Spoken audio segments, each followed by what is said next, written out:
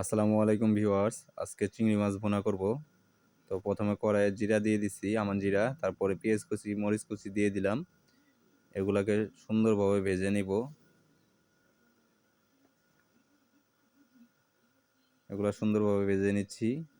একটু নেড়ে চেড়ে দিয়ে দিচ্ছি যাতে এক সাইড পুড়ে না যায়, এর জন্য ভালোভাবে ভেজে নিচ্ছি। ভালো করে ভাজা হয়ে গেলে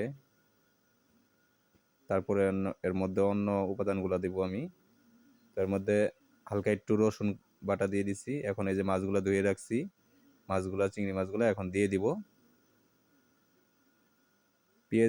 পেঁয়াজ মরিচের সঙ্গে চিংড়ি মাছগুলাও সুন্দরভাবে ভেজে নিব। ব্রাউন কালার হয়ে আসবে চিংড়ি মাছগুলা। এই যে দেখুন ব্রাউন কালার এসে গেছে, সুন্দরভাবে ভাজা হয়ে গেছে। একটু ব্রাউন কালার না হলে, ভাজা না হলে চিংড়ি মাছটা কিন্তু স্বাদ লাগবে না। এর মধ্যে হলুদের গুঁড়া দিয়ে দিব। হ্যাঁ, হলুদ গুঁড়া দিয়ে দিলাম।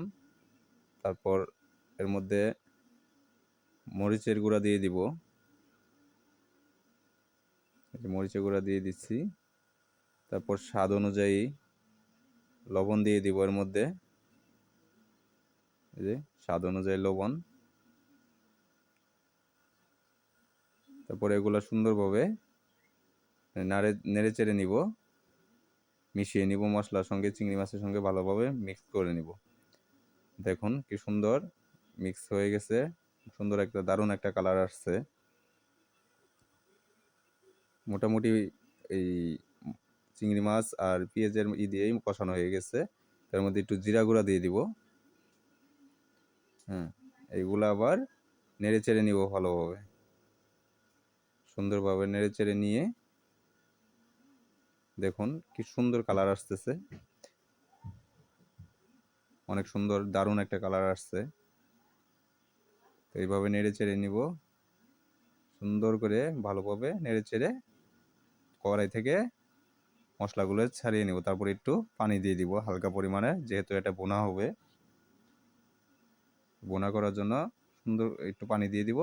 এখন আবার একটু নেড়ে চেড়ে নিব, কারণ ওই কড়াইয়ে যাতে আপনার মশলা লেগে না থাকে। এখন ঢাকা দিয়ে দিব। তো ঠিক 5 মিনিট ঢেকে রাখবো। দেখুন 5 মিনিট পরে ফিরে আসলাম, আমার রেসিপিটা হয়ে গেছে। সুন্দর একটা স্মেল বাইর হইতেছে, সুন্দর কালার আসছে। এমনিতেই তো জিভে জল এসে যাচ্ছে আমার, এত সুন্দর রেসিপি, আমার খুবই পছন্দের রেসিপি। আমার ছেলে মেয়ে এরাও পছন্দ করে খুবই। আর লাকির তো কথাই নেই, দারুণ একটা রেসিপি। তো রান্নাটা লাকি করার কথা ছিল, রান্নাটা আমি করে নিলাম।